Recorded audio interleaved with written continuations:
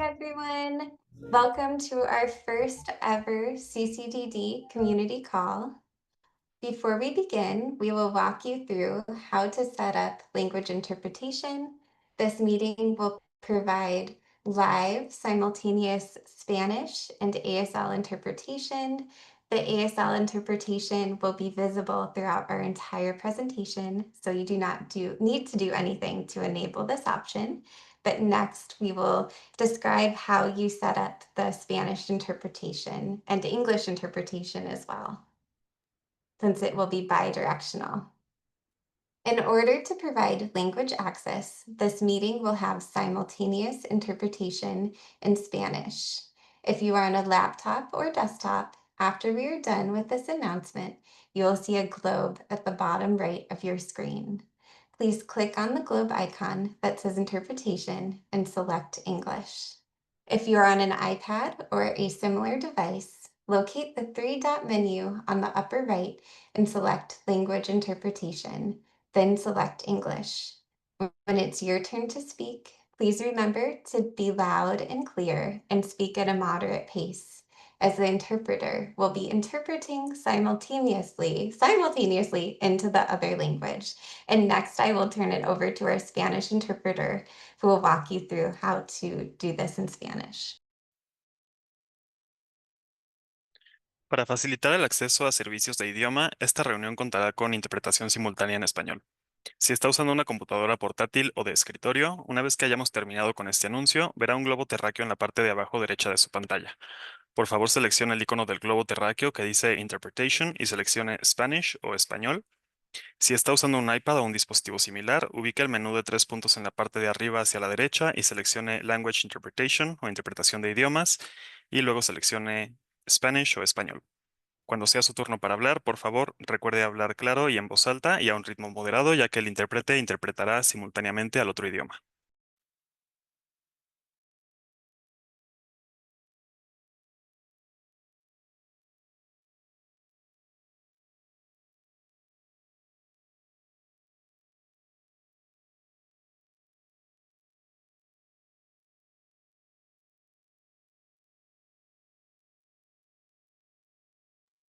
Okay, thank you, everyone. Our interpretation is enabled.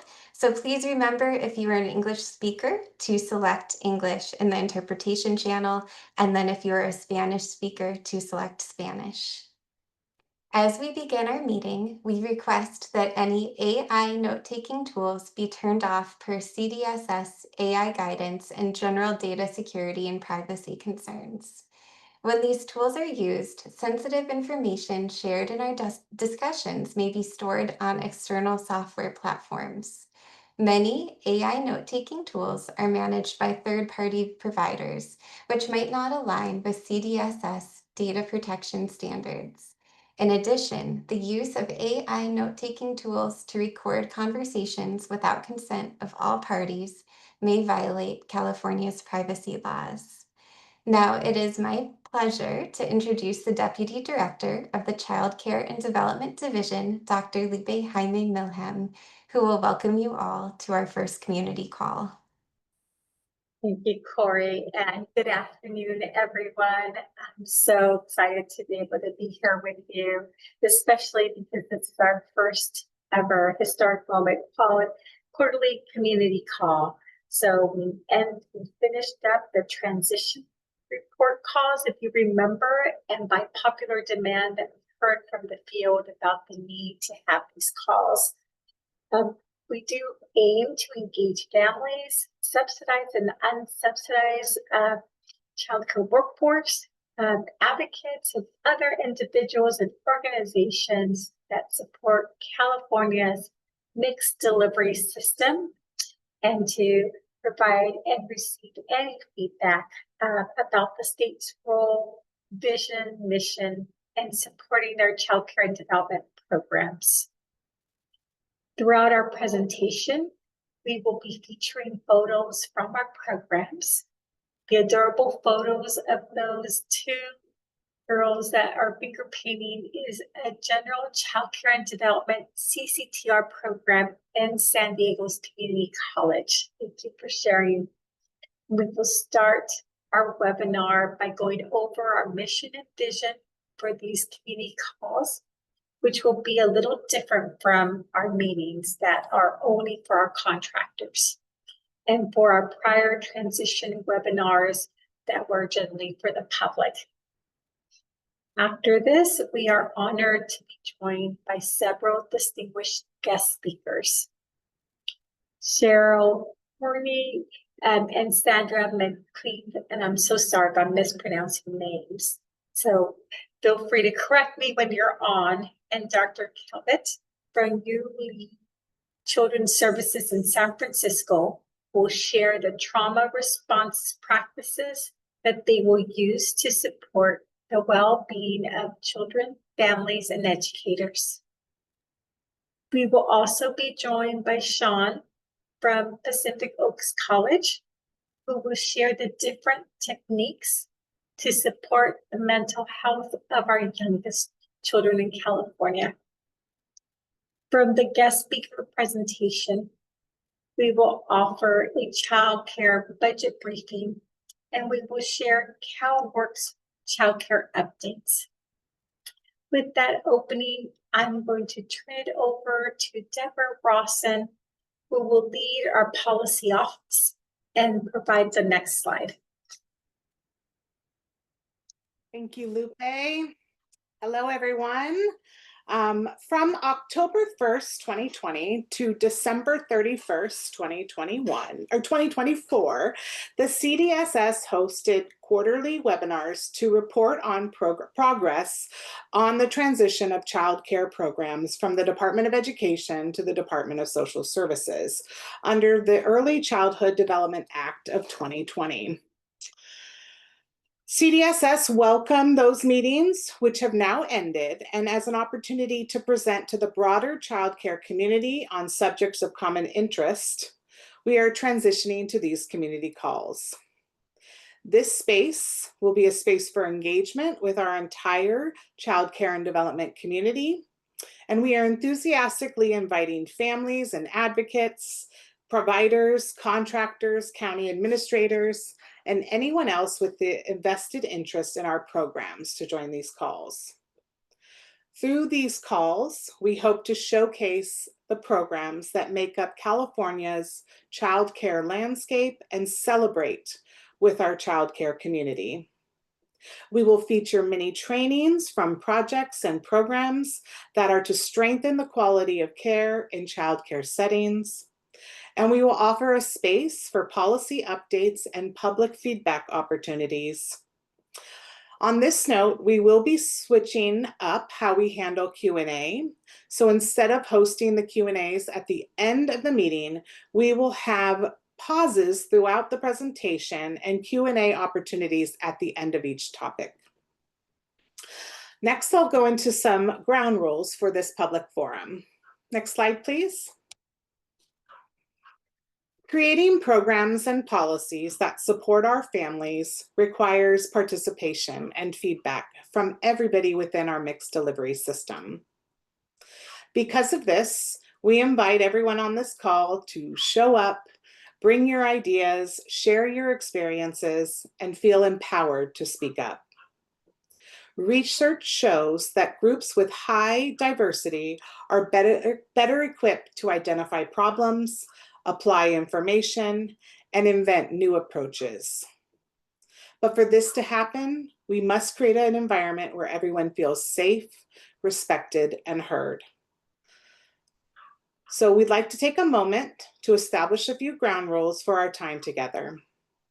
We ask that everyone listen with intent to understand, speak from your own perspective, respect and embrace our cultural differences, value our individual experiences, and avoid arguing. Before I move on, I will wait for your agreement through the thumbs up reaction in Zoom.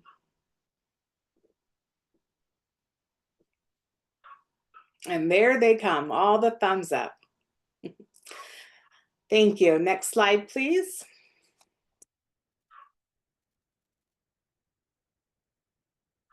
So our community calls have been planned for the remainder of this year and have programmatic spotlights sprinkled throughout them. This month, we will highlight the work of one of our direct service contract programs. In September, we plan to highlight the work of our home-based childcare programs. And in March, we will be inviting and showcasing a county or an APP or R&R program. Once a year in December, CCDD will also educate the community members on the call about the various state and federal funding streams that pay for subsidized childcare and the quality programs, as well as how we monitor local programs to ensure programmatic integrity. Next slide, please. We want this space to be co-created with all of you. So if you have topics that you would like us to lift up at future community calls, please email us at ccddstakeholders@dss.ca.gov. So before I move on, I want to pause to see if there's any questions and gather any feedback about the community calls or structures of our meeting.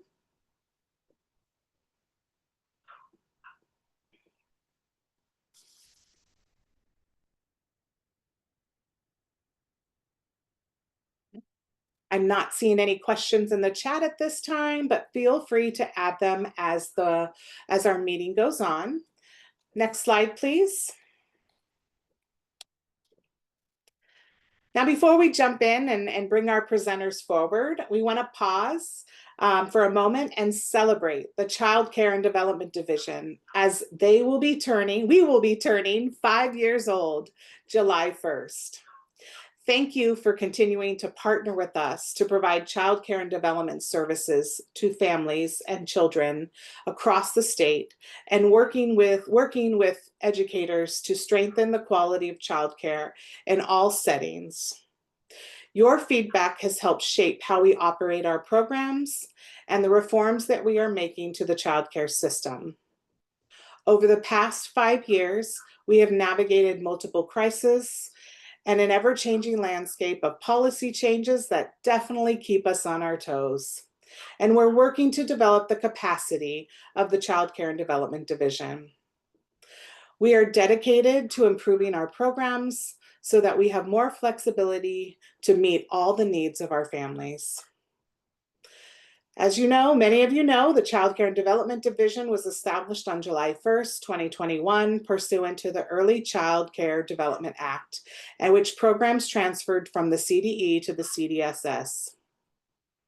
The goal behind the creation of our division was to align all child care and development programs under the administration of CDSS so that we can work to streamline, unify them, and expand access to them while also connecting families to other safety net programs.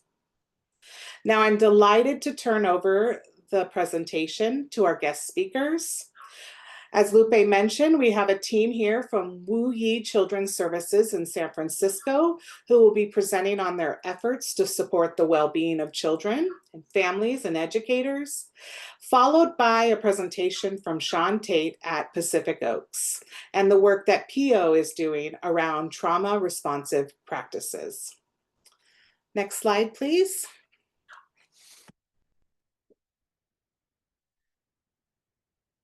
And Cheryl, I'll turn it over to you. Thank you so much, Deborah. So hello, everyone. My name is Cheryl Hornay, and I serve as the Director of Early Learning Services at Wu Yi Children's Services in the City and County of San Francisco. I'm honored to be joined today by our Director of Family and Community Services, Dr. Easter Calvert, and our Education Manager, Sandy McKeithen. And we'd like to extend our gratitude to CDSS Child Care and Development Division and the entire team for having us, and a special thank you to our CCTR consultant, Monica Grimes, for inviting us to be part of this important discussion. Today, we're excited to share some of the trauma-responsive practices we've implemented to support children, families, and staff in our program, as well as highlight areas where we're continuing to grow.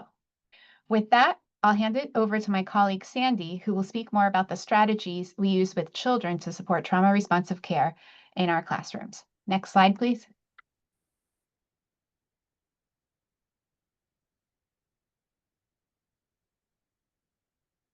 Hello, everyone. I don't know if you can see me yet, but I am, as Cheryl said, I'm Sandy McKeithen. I'm the education manager at WUI Children's Services. And I will be talking about the multiple trauma responsive frameworks and systems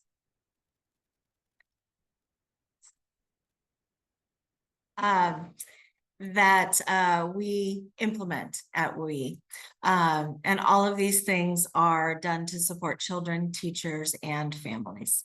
So the first one on this list is PITC, or the Program for Infant Toddler Care. Many of you know what this is, but essentially it is a framework for it's a relationship-based framework for infant and toddler programs, with a focus on consistent, respectful, and responsive interactions, which lead to authentic relationships. The second item on the list is the teaching pyramid, which many people also know about. Teaching pyramid uses a trauma-informed lens and specific strategies to support,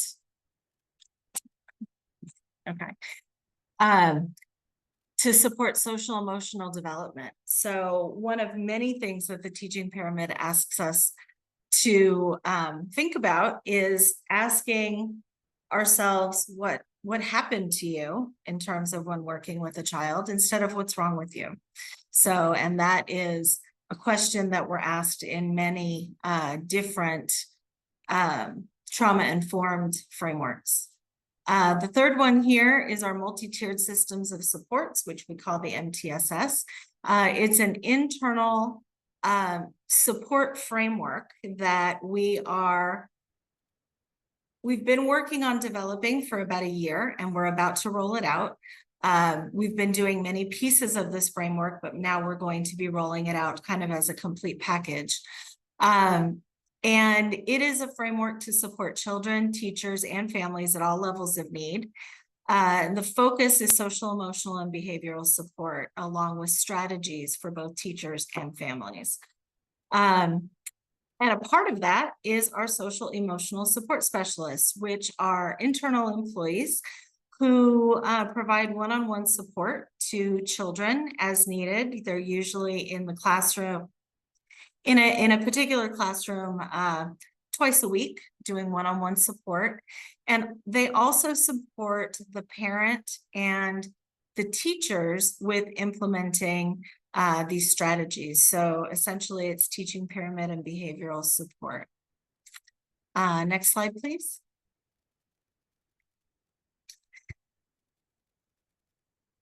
Okay, so the three main areas of focus in our trauma-informed practices are emotional literacy, healing relationships, and supportive environments. Next slide. So the first piece of that I'll talk about is healing and relationships. So as we know, relationships are foundational in just about everything we do, and they are clearly called out as foundational in both PITC and the teaching pyramid, along with our curriculum. We use creative curriculum. So relationships are an important part of a nurturing and supportive environment. And our teachers provide consistency in routines and interactions. So the idea there is that it helps to build trust and genuine connection with children, ultimately leading to a feeling of emotional safety. Next slide.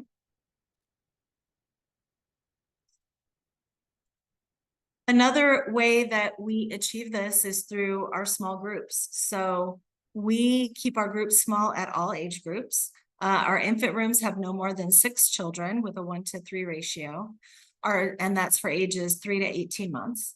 Our toddler rooms are from 18 months to about 3 years old, and we have a maximum of 8 children with a 1-to-4 ratio. And then our preschool classrooms, most of our preschool classrooms have 16 children with a 1-to-8 ratio or better. So keeping our groups small and our ratios low allows teachers to really tune into the children understand what their needs are, and hopefully recognize those before the needs become too acute. And it fosters safety, calm, and communication between the children and their teachers.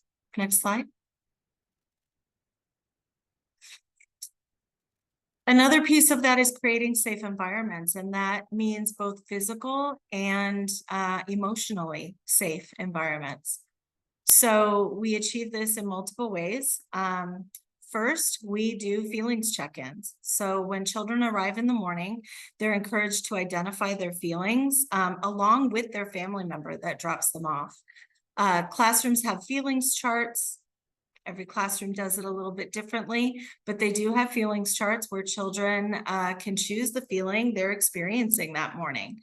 And then they have the opportunity to change that if their feelings change later in the day.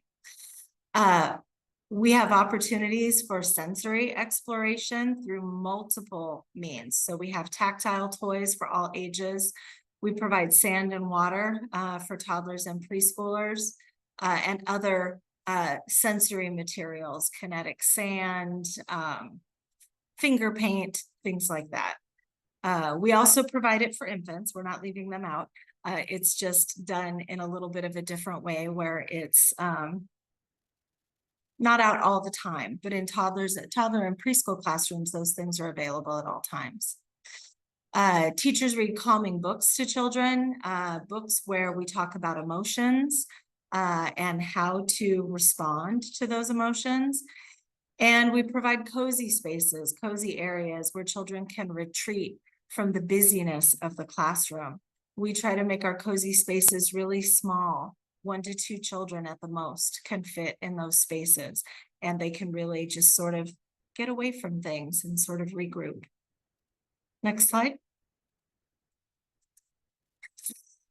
Okay, so within our environments, we do multiple things. So I mentioned that we implement teaching pyramid strategies, and among these strategies are visuals. So the photo on the left is an example of an expectations chart, where we categorize classroom rules within our 3 program-wide values. And our program-wide values are: we are safe, we are caring, and we are respectful. So every rule we have fits into one of those categories, and we talk about those throughout the day. We also use visual schedules, solutions kits, visual cue cards, among other things, to help children understand the routine and create a predictable environment. Predictability leads to a feeling of safety. The photo in the center is an example of a cozy corner, cozy area, what that might look like. We try to have softness and, like I said, kind of enclosed spaces, maybe some books and puppets, pillows and cushions. In this case, you can see some komochis if you're familiar with that. And we try to have these spaces separated from the more active parts of the classroom. So now I'll hand it back to Cheryl to talk about mental health consultation. Thank you, Sandy. So now I'd like to share how we're embedding trauma responsive practices through our early childhood mental health consultation. This work is made possible through the support of the City and County of San Francisco's Department of Early Childhood, which sponsors the San Francisco Early Childhood Mental Health Initiative. Through this initiative, our program receives weekly visits from mental health consultants who are trained in early childhood development, trauma-informed care, and relationship-based practices. These consultants play a key role in building our trauma responsive environments that Sandy spoke to. They partner closely with our educators and our families. They use observation to identify children's needs early, working alongside teachers to better understand behavior. This past year, we also used some of our state funding to contract with a mental health agency to have our own full-time mental health consultant on site. And this mental health consultant actually provided direct services to our children and families. And so they did things like small play groups with children, social groups with children, and one-to-one play therapy. In addition to this, as part of our MTSS system that Sandy spoke to, we also hold multidisciplinary child and family conferences for every child, where the mental health consultant The educator and the family service staff come together to connect with each other on collaborative strategies and offering our tiered supports to children and families. In addition to supporting staff, mental health consultants also work with families, providing warm referrals to connect them to essential services, such as developmental screenings and behavioral health services. Next slide, please. Our mental health consultation model plays a vital role in helping our educators also make emotional deposits, which if you're familiar with the pyramid, you might be familiar with emotional deposits for both children and adults. The emotional deposits are the small everyday moments that build trust, connection, and a sense of safety. Things like a warm greeting, the emotional check-ins, shared laughter, checking in with a child who seems upset, and simply being present and consistent. These positive responsive interactions are helping our children feel secure and ready to engage in learning. The mental health consultants support the educators in recognizing these opportunities through their observation, and they support them in building these strong, nurturing relationships with the children. They help staff look at what children may be communicating emotionally and guide teachers in offering calm, caring responses that build confidence and emotional safety. By embedding consultation into our regular routines, we strengthen the foundation of our programs. This approach reinforces the core of trauma responsive care, creating the learning environments that Sandy spoke to, where both children and adults feel supported. And this includes our families. And so I will now hand it over to my colleague, Dr. Easter Calvert, who will share more about how we support families. Next slide, please. Thank you, Cheryl. My name is Easter Calvert. I'm the Director of Family Community Services here at Wu Yi. And I want to share a bit around how we're engaging families within our program and helping families move towards self-reliance. And this is done through 2 departments and 4 programs within those departments. At Wu Yi, family engagement is a collaborative and strength-based process through which our early childhood professionals, our families, and children build positive and goal-oriented relationships.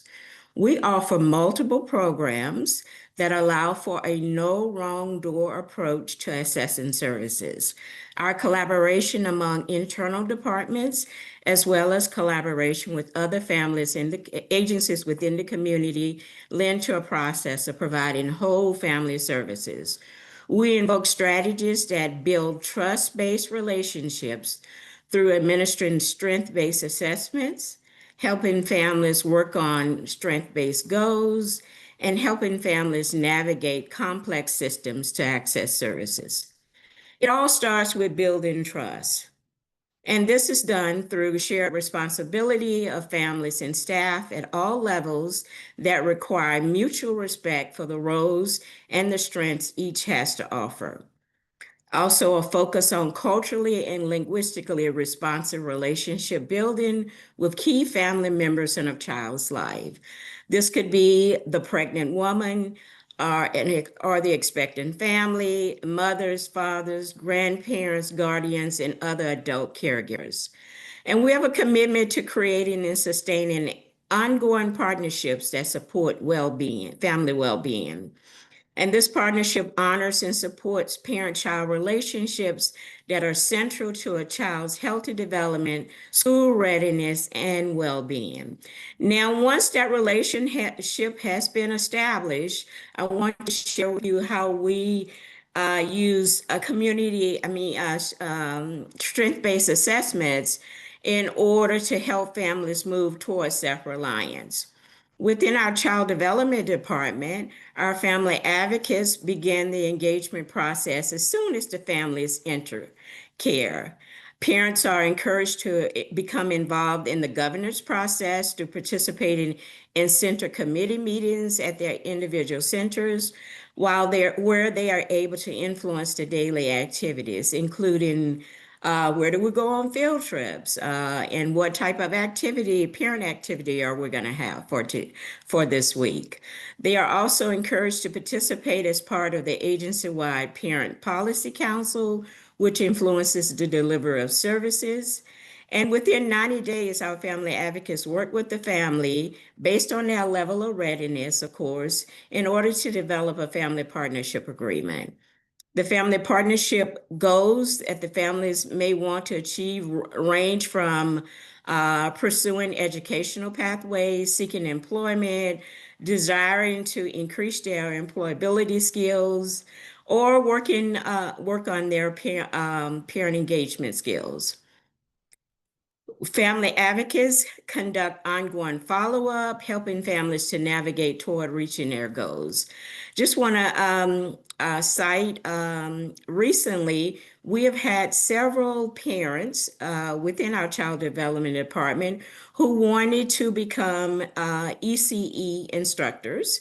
So Wu Yi just started an apprenticeship program in January of this year with the focus on bringing new teachers into the ECE workforce. So our parents were referred by this family advocates to our apprenticeship program. We have several now who are working 20 hours a week and attending classes at the local city college 2 days a week. After completion of 12 units, they will be eligible for the associate teacher's permit and for long-term employee. And this is just one way where we are working with families to help them achieve their lifelong goals. In addition, we have our Family Child Care Home Education Network, our veteran program, work very closely with our parents on a monthly basis, providing them opportunities around parent education, family literacy. They also have monthly workshops around health, mental health, and inclusion support. And our family veteran department help connect them to services as well. And also a member of our veteran network serves on the Agency Policy Council, the agency-wide policy council. Also, I want to talk a little about our two other departments, our resource and referral department.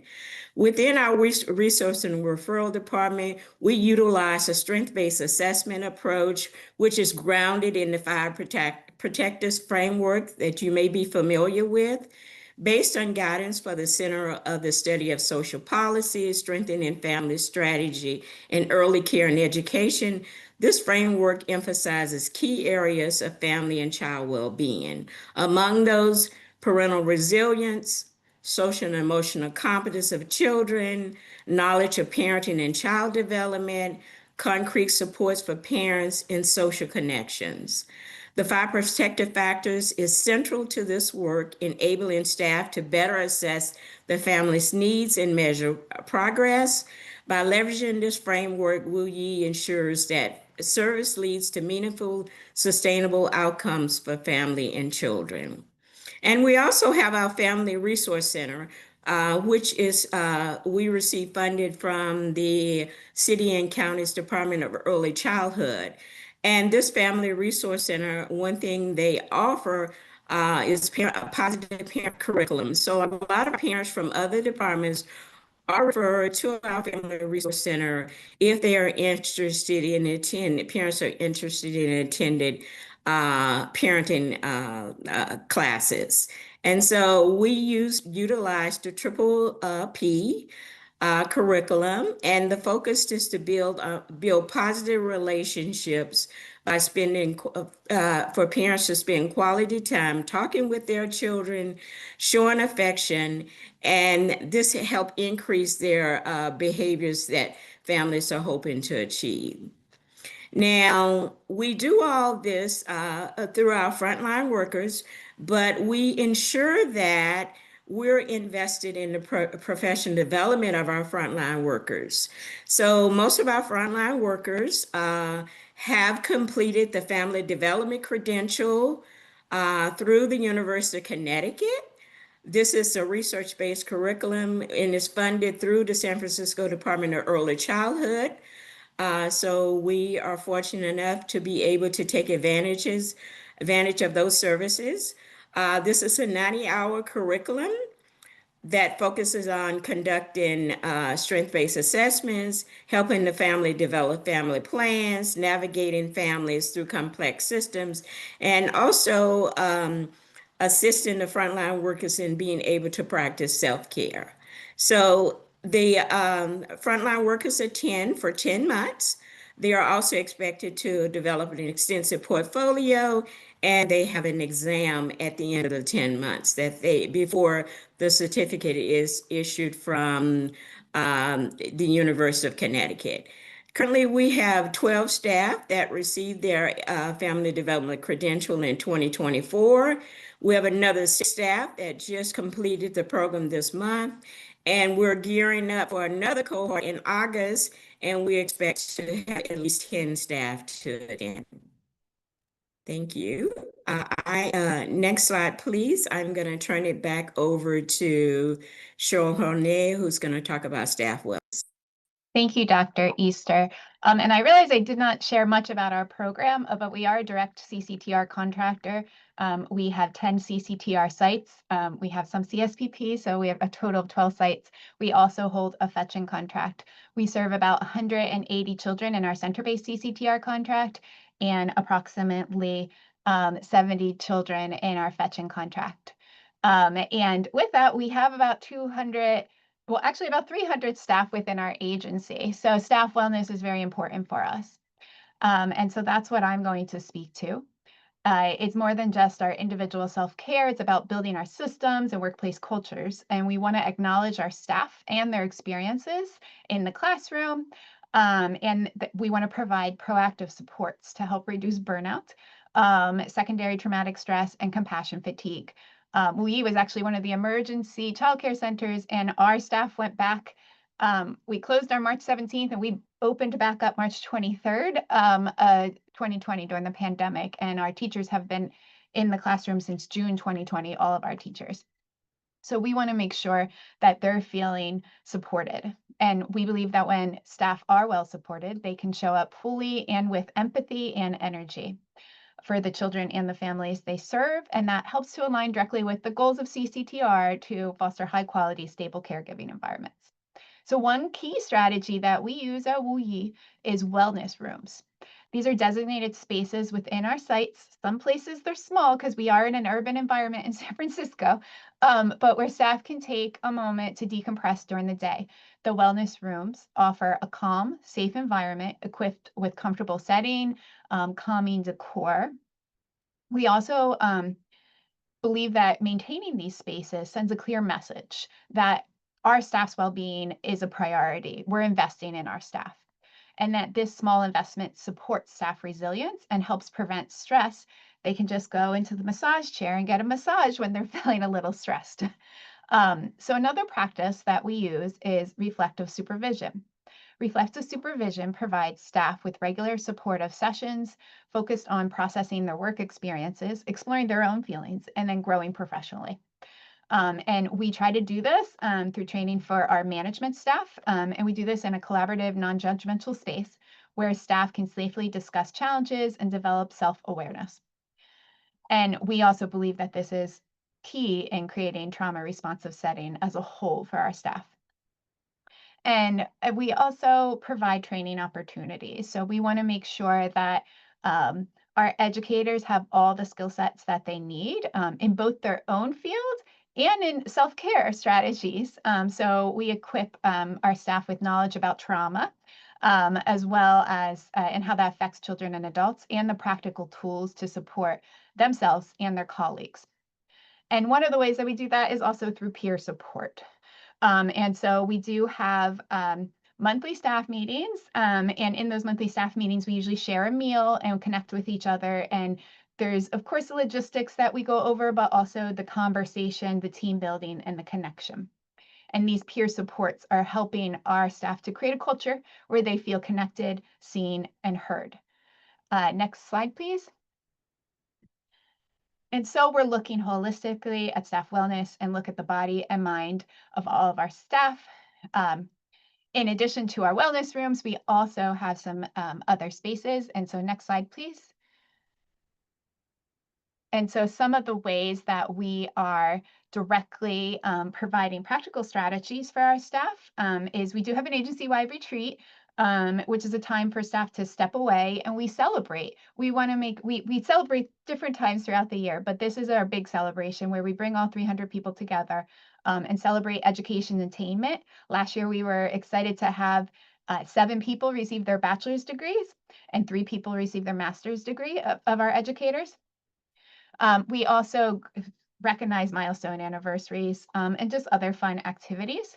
I've mentioned the wellness rooms, the wellness spaces. We also create patios at some of our sites that do have the space outdoors, so staff can go outside to take lunch or take their break in the sun and the natural environment.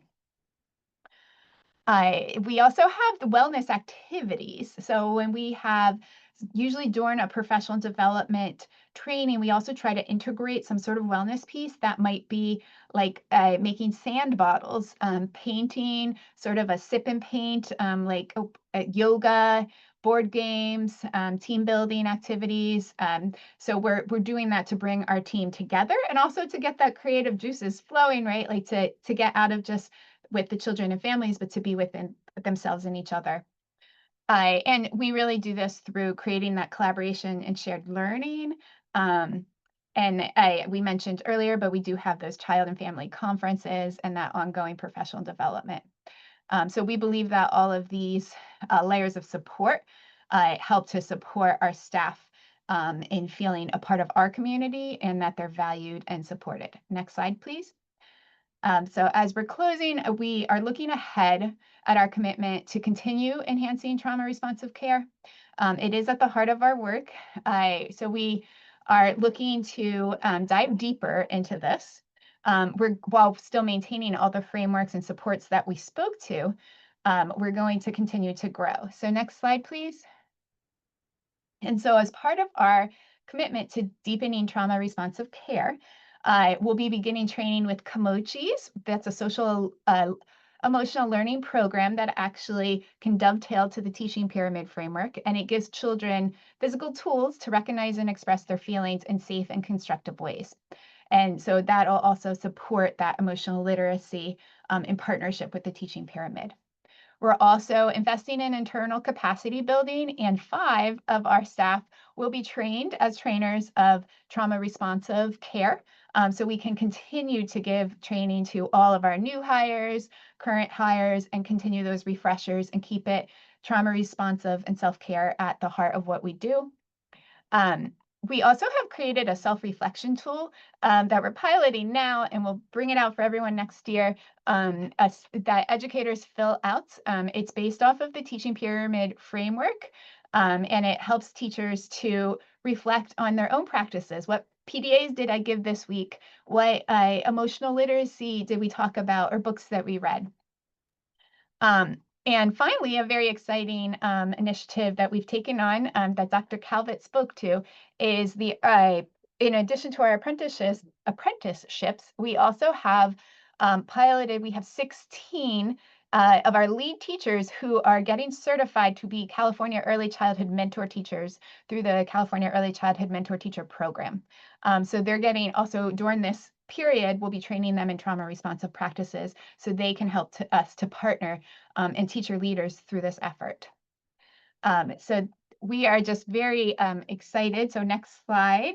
We believe that trauma responsive is something it should be a system and be with us every day. We want to just thank everyone. Again, thank you to Dr. Lupe Hyman Melhem, Deborah, Nikisha, Corey, and Monica, and everyone for having us and the opportunity to share our program. Thank you. Thank you so much, Cheryl and Sandy and Dr. Easter Calvert. It looks like there are just a few questions for your team in our Q&A. Justine Riley is asking, Cheryl, is your fetch-in via CCTR or the CFCC contract? It is via CCTR now. We actually had a CFCC, but we switched it. So it's now CCTR. Great. And then Suzanne is asking, what curriculum do you use for the trauma responsive training? Yeah, we're getting trained through the Brain Integration Center with Julie Kurtz. Thank you so much. And it doesn't look like we have any raised hands. So now it is my honor to turn the presentation over to Sean Tate. I did not realize I was darker than I need to be. Hey everybody, I hope you're all feeling well on this fine afternoon. My name is Sean Tate, and I'm the Director of Field Education over at Pacific Oaks College, where I specifically focus on the Bachelor's in Social Work program. And overall, I'm just an advocate for children in general. One of my favorite quotes is by the man in front of you, Mr. Rogers, where he kind of just says, hey, if you're ever in trouble, you'll find someone that is there to help. So always go towards the helpers. This kind of led me down the path of working with children in the first place because adults are just big kids. We just get more leeway to do what we want. And sometimes it's hard for adults to remember what it's like to be a kid. And so through any and all work that I do, I kind of just remind adults to be mindful of kids because they're vulnerable. They may not have the words or the abilities to convey what they're going through, especially the early ages. So I get to share with folks to remain patient and kind and find ways to support them as best as we can. So I really do want to thank the team in allowing me to participate in this. My younger kid self would have never imagined being able to hold a space where I get to share some of the things that I've I've cultivated, I've worked on, or share insight that I've learned from other folks, especially at Pacific Oaks College. I also want to acknowledge Pacific Oaks College is celebrating its 80th year anniversary. And so the Children's School is having an abundance of activities for children and families and the staff. So I got to highlight that too. Next slide, please. So in this presentation, there were some thoughts I had while I was developing this that I'd like to share with all of you. Sounds funnier than it is. Anecdotal discussion on children's mental health. I think you all have experienced a lot of things that you can share as a group. And I know that the chat doesn't work. I kind of found that out earlier, but the reaction button is going to be my best friend today. I wanted to highlight a few children's experiences and the behaviors that are associated with some of those experiences, because as I mentioned, some children may have a hard time chatting. So we have to pay attention to the nonverbals just as much as the verbals.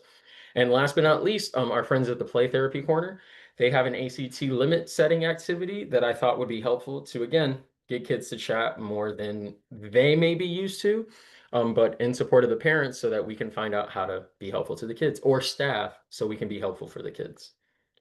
I got to remember to breathe, and please, next slide.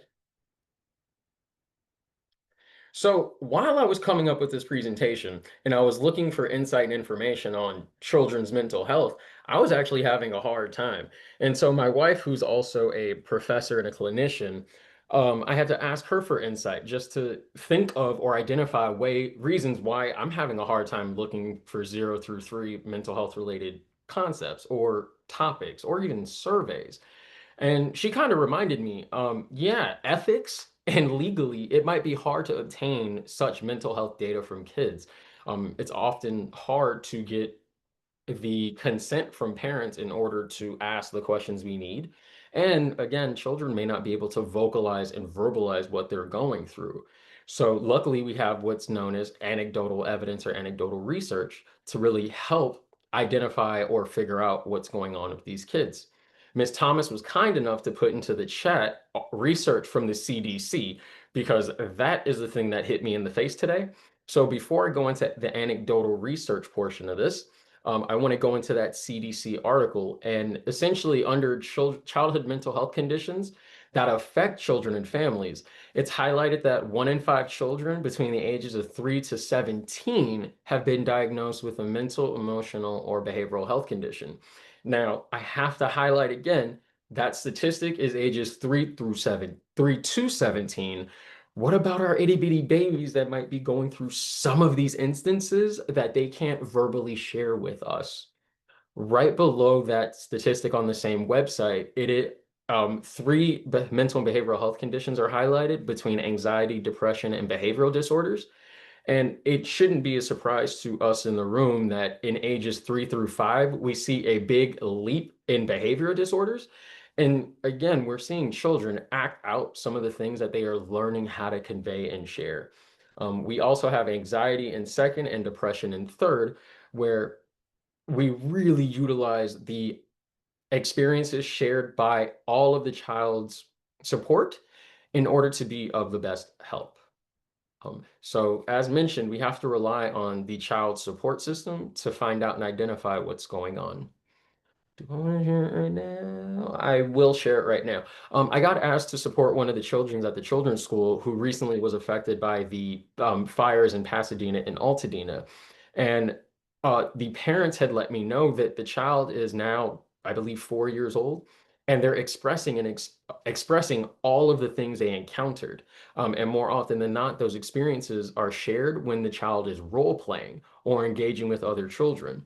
And so the staff on site are aware and recognize when to engage in the dialogue with the child to help ease and calm any sentiments that may be there, or just to give a space for the child to be heard. So I want to acknowledge that before I hit next slide. So as a fan of anecdotal research, because again, this is how we find out what's going on with any and all children. Professionally, I created a reading and writing program at the University of Southern California called Kinder to College.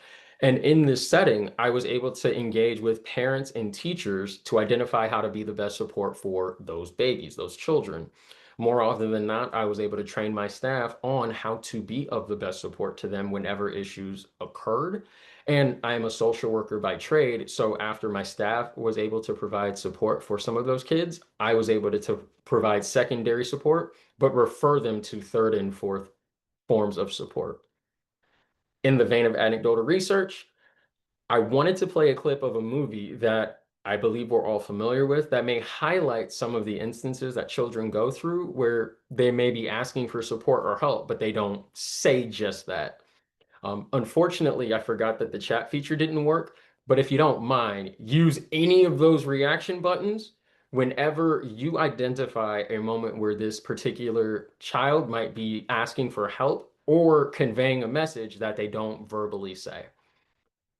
I know this is going to work because I planned for it to work. Can you hit the next slide, please? All right. I am anticipating the push button. I'm waiting for the movie to play, and I can't wait for it to work like I know it will.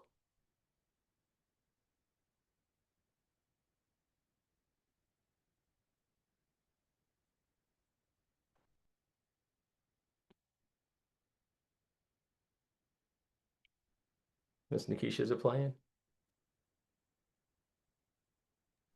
Give me 1 second. No problem. I thought I did it fancy for everybody. I'm so sorry.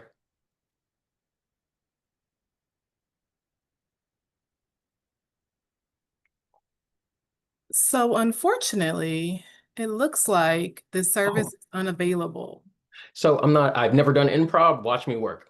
In this movie, Big Daddy, we have the scene where adopted father is taking his child over to McDonald's. Now, the premise is child is getting McDonald's breakfast and it's 11 o'clock. Shout out to anybody who's been to McDonald's and completely knows 10:30, it's a wrap. You missed breakfast and everybody is sad in the household. So as they're walking to McDonald's, they encounter citizens in the street where this young child has conversations, and they finally make it to McDonald's. They get to the goal. The child asks for breakfast. Adopted dad asks for breakfast. Once they find out it's 11 o'clock and breakfast is no longer served, this beautiful boy here just starts wailing, crying, and going to the bits of the emotions he's experiencing. Now, his adoptive father, who is still learning about the child, yells in frustration at the cashier to just give him anything to silence him, not necessarily supporting where the child is. So it's kind of like fire meeting fire, not fire meeting a calm fire extinguisher to hug and love on baby to then get the things needed. Appreciate everybody with the reactions. I'm hoping some of you have seen the movie Big Daddy. If you haven't, it's a great example of how we support kids no matter what they're going through, even if you don't have training, honestly speaking. Thank you for the reactions. It's helping me breathe a little bit, given tech difficulties. Next slide, please.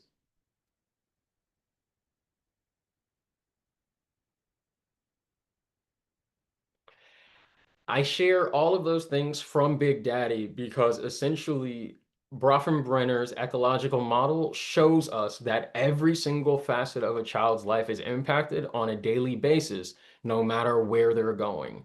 Some of our children, how was I going to phrase this because I want to say it safely?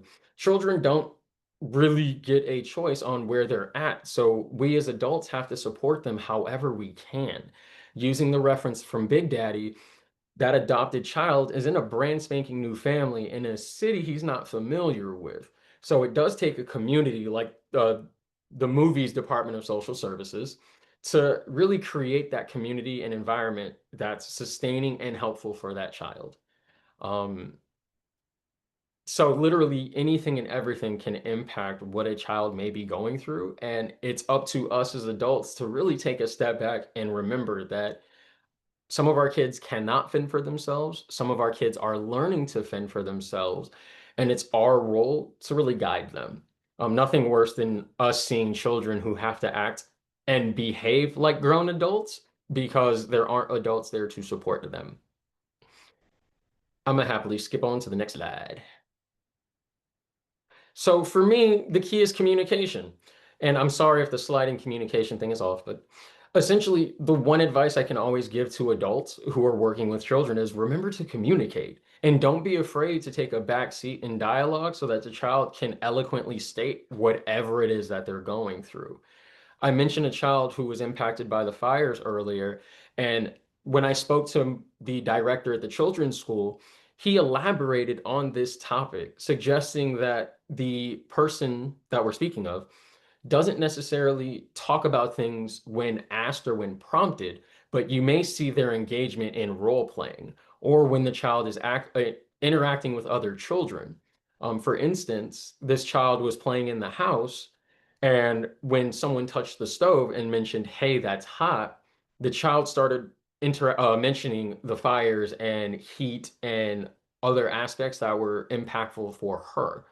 And so us as adults really do need to be cognizant of any information that children are conveying because it will help you get to the best forms of support or to hear the child's perspective. Next slide, please. I'm sad that movie was supposed to take more time than I needed. The National Institute of Mental Health created a nice little poster for us that highlights the nonverbal behavior, some of the nonverbal behaviors that we see younger children illustrate or demonstrate that can be a cry for help to adults, even if they're not crying. So I'm not a fan of reading from the PowerPoint, but I will say tantrums are a huge cry for help. Kids who are irritable when sleeping may have a cry for help. Some of you have kids and they may not have grades, but you may notice a decline in their academic interactions. My friend at the executive director of the children's school mentioned some children, when they start having a hard time understanding concepts like up, down, under, over, below, that's normally a cry for help to him that makes him want to check in more to see what's going on. Also, big thing to pay attention to is when children are having a hard time with friends and social interactions with others, especially if they're normally extroverts, not normal, especially if they are more than not, especially if they're more often than not extroverted. If they're more withdrawn to themselves, that's definitely a moment where you want to check in and ask, or check in, engage however possible. And I have a big bag of toys that you can't see, but I love using my toys to get my son to act out anything because more often than not, in his interaction with me, he'll express something between the animals that he may not directly tell me. So I'll go next slide. National Center on Early Childhood Health and Wellness. We see children who demonstrate positive mental health. It really looks like a child who can convey and express. They can share when something's going on. They can highlight an issue that's maybe taking place. You see them building close relationships, and they're more open to learning. It's unfortunate that some of our children, again, might be reserved in moments of hardship. And so it's up to teachers to, again, cultivate that anecdotal evidence or through discussion or through note-taking to identify what may be going on with the babies. And when we focus on kids' mental health, that transitions into positive relationships between children and families, kids who are excelling in the classroom, not afraid to try and learn new things, and overcoming really bad circumstances. And unfortunately, we're in a time period where a lot of our kids are having to be more resilient than we have ever asked them to be. Unfortunately, we got kids going through COVID, we got kids going through fires, natural disasters, you name it, our kids are going through it. And so I'm really big on reminding adults that we may be able to process and reconcile with ourselves, but children still need the time and attention. I'll take next slide. National Academies, I forgot the rest of the website, forgive me. They created a nice little website for helping parents work with their children. Now, I mentioned a child I'm going to be supporting relatively soon, and I'm going to be using this website with their parents because parents also have to learn the tips and tricks to work with their babies. That first video of belly breathing definitely helped me before I even started this presentation today. My child is nowhere around, but also utilize the other 4 because at the end of the day, we just want our kids to communicate and convey what's going on with them. I hope y'all don't hate me for saying this, but us boys, us dudes, have a much harder time expressing whatever it is going on with us. And last time I checked, we're still in Men's Mental Health Awareness Month. So this is a perfect time to say, hey, make sure the boys feel like they have an open space to talk. It's never a bad thing. It's tough to hide emotions. It's even tougher to express them and share them. So please make sure you hold space for not just boys, but girls too. I understand it's easy. Research says it's easier for girls to convey emotions more than guys. So it's extra hard for guys. So I'll pause there because I don't want to say too much on that, but these videos are a great tool just to help out. And I'm scared I didn't put that in the chat. So I want to make sure I do that while Miss Nikisha pushes the next slide. ACT limit settings for parents. Essentially, when I ask parents and children to communicate more, I try to follow these 4 steps. You can hit the next slide because it's going to break it down by number. Acknowledge the feeling because, again, we don't want our kids to come up with their own narrative. We don't want them to misconstrue the feeling. We want to directly hit it head on. So if our child is doing something destructive, we might ask them, hey, are you angry? Are you mad? Label different feelings. I love that the friends at Wu Yi have the feelings chart that the kids can reference because that's something we also would like to utilize at home in general. After you acknowledge the feeling, communicate that limit. The last thing we need is a kid to throw something, so we have to remind them, hey, your behavior is a little off. That's not an appropriate reaction for whatever you're going through. Let's talk about the appropriate reaction. And I know adults who can't do this, so we're better off making sure our babies can practice it throughout life so that when they get older, it's much easier for them to go through. Can you hit the next slide, please? Target alternatives. Hey, I know that you're angry about, I know you're angry because you threw that ball. Why don't we find another alternative? I'll speak for myself. When I used to be an angry little kid, my mom would just make me push a wall because I was able to exert energy and get out my feelings, and the wall doesn't hurt back. Something to also consider, even taking deep breaths, going for a walk together. More often than not, these emotions are a cry for support. And so we want to make sure we meet our child to help them bring their emotions down, which leads to number 4, co-regulation. I mentioned earlier, the last thing you want is 2 fiery people interacting with each other. Someone has to bring the other person down. And so co-regulation is helpful because you can really work with your child, support child, and get them to bring any energy, not just down, but meet them where they're at.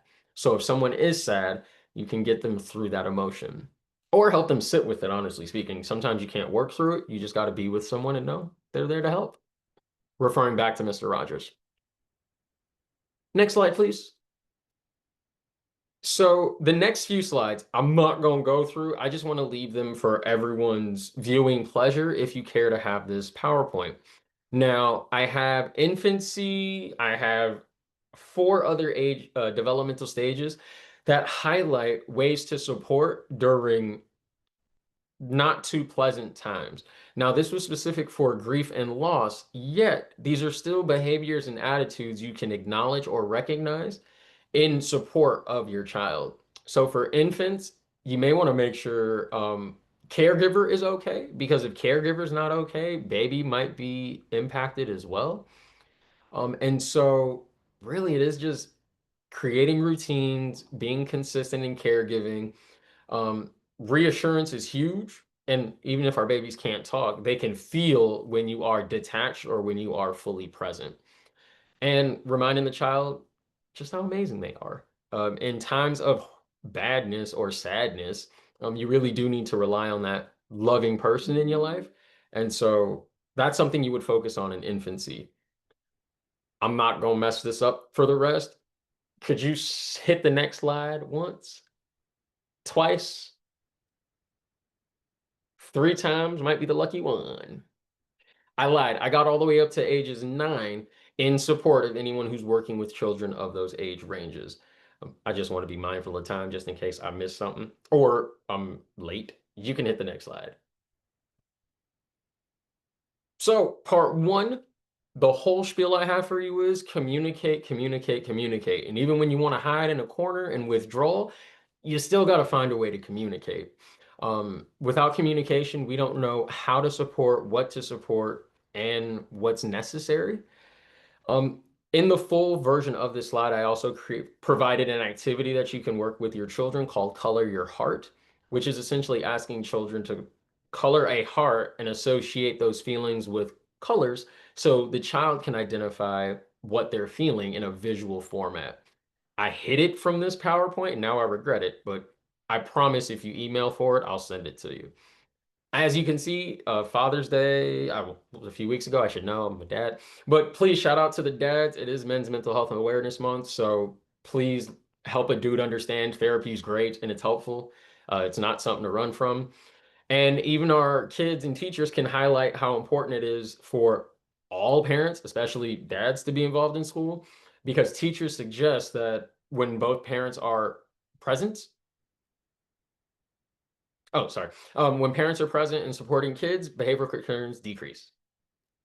And I swear that's what doesn't. Oh, yeah. Let me just leave that there. But basically, we just want to support parents and kids and make sure everyone's okay and healthy at the end of the day. And the only way to do that, communication. I'm going to shush because into the presentation. Oh, yeah. Please watch Big Daddy if you haven't seen it. Lighthearted movie. Get a chuckle in. Thank you so much, Sean. No problem. And I also want to apologize for the tech. I swore I was trying to be fancy. Sorry. Happens. Before moving on, I just want to see if there are any questions that our participants have for you, Sean. I am checking the Q&A and I'm not seeing any related to your presentation, but as you all can see, Sean provided his email information as well as his phone number. So for anybody who does have follow-up questions or curiosities, we have placed that information in the chat as well. And Deborah, it looks like there's one raised hand. So I will allow Mariela Rodriguez to talk. Can I just say you have no idea how wild it is that I got a question? Thank you.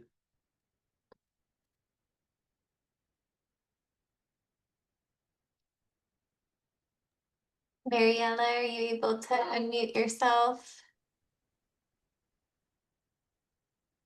I promise it's okay. It was probably a mistaken button hit. It's fine. It happens. Okay, moving on. So once again, before we move on, I really want to express my appreciation for all of our guest speakers today who bravely joined us on our first program spotlight in this series. So Cheryl, Sandy, Dr. Calvert, and Sean, thank you for joining our first community call and providing such inspirational and helpful material for all of us today. Next, we'll be moving into the portion of our presentation. We'll be highlighting the Child Care and Development budget updates. Next slide, please. So the California budget process begins a year before the budget is enacted. And each year on January 10th, the governor proposes the budget, which is based on the latest information available. But because California is consistently changing with population shifts, natural disasters, and spending changes, the economy may be impacted and the initial budget may need to be adjusted. To address these changes, the state then releases the May revise. The May revision allows the state to incorporate all the changes to ensure that the budget is balanced, it's responsive to current conditions, and aligned with the priorities of Californians. By law, the budget must be passed by midnight, June 15th. However, as we all know, sometimes the budget is late. Prop 25 requires lawmakers to permanently forfeit both their pay and their reimbursement for travel and living expenses for each day after June 15th, and that the budget bill is not passed, that the day after June 15th that a budget bill is not passed and sent to the governor. These penalties do not appear to budget-related bills, which do not have to be passed on or before June 15th.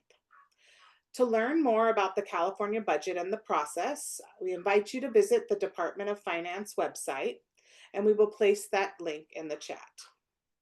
Next slide, please. Yesterday, the legislature introduced budget legislation, including the Early Childhood Education and Child Care Trailer Bill, which is Assembly Bill 120. This proposes statutory changes to implement the state's budget.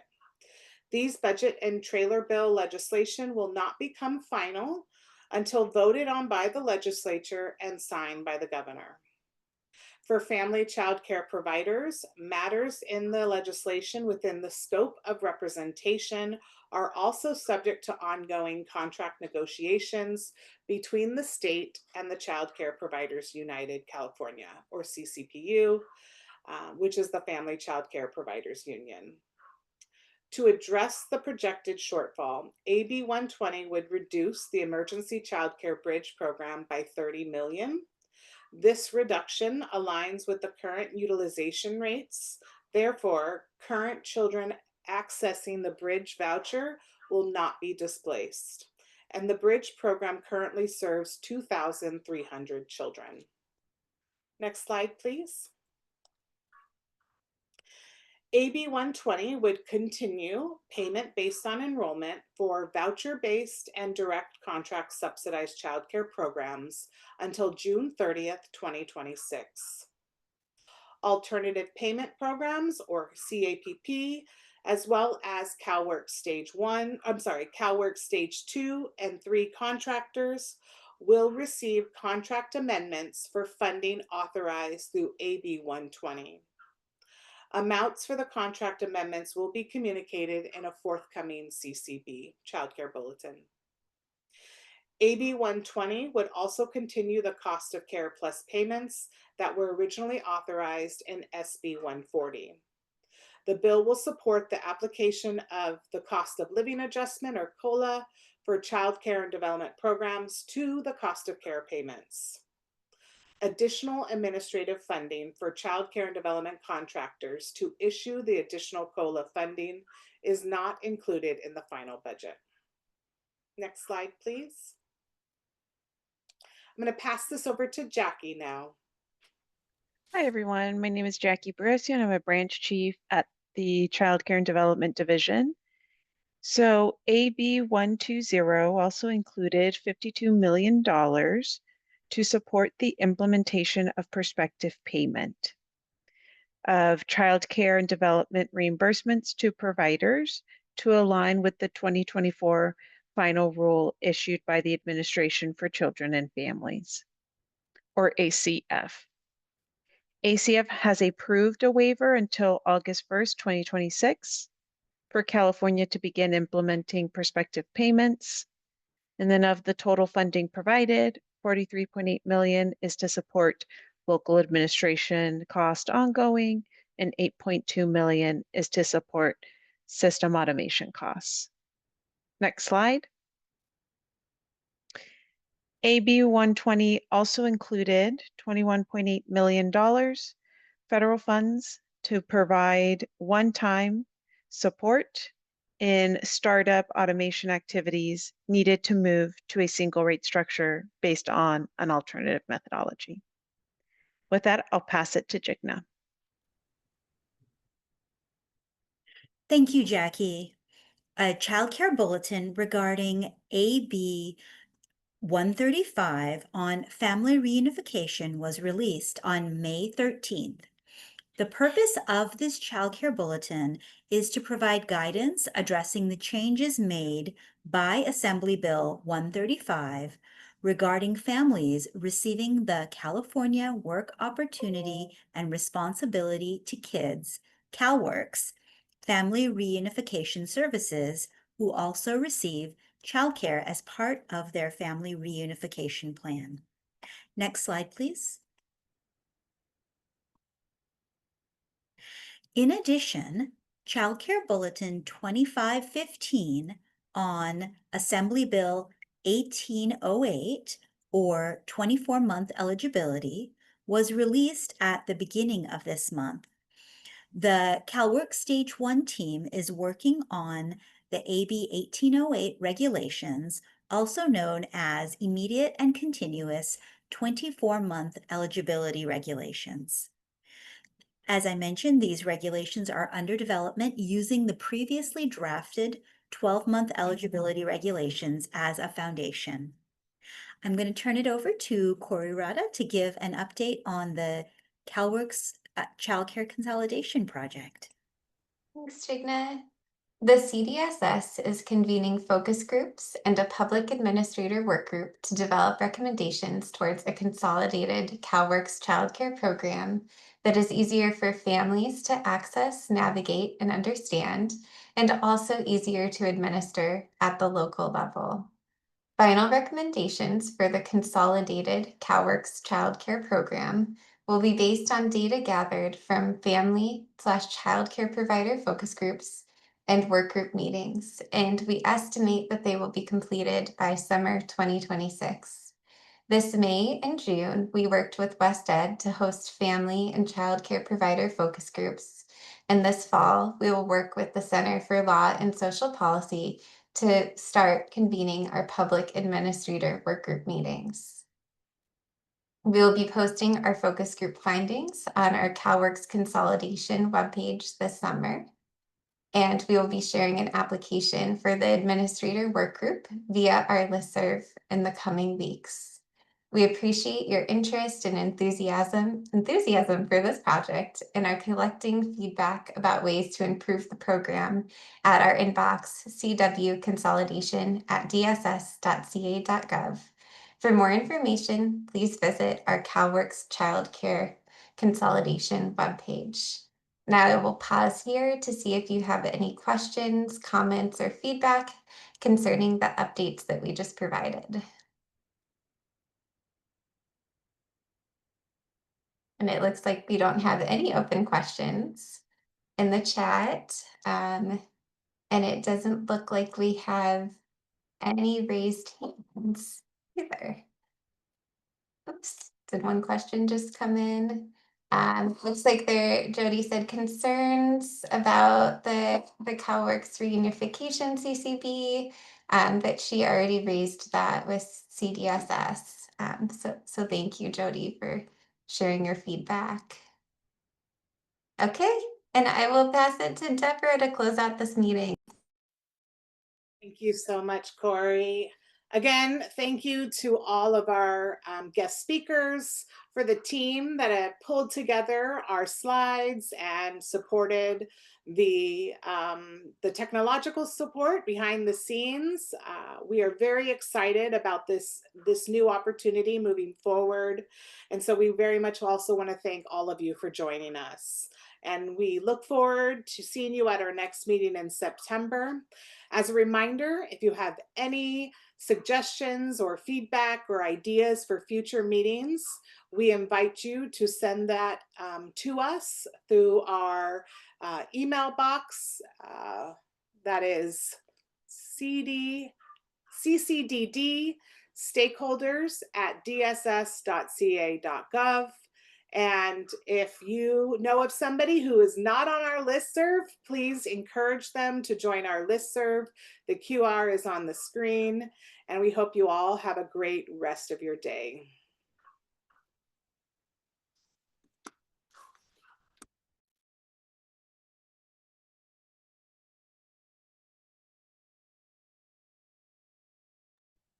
I see one.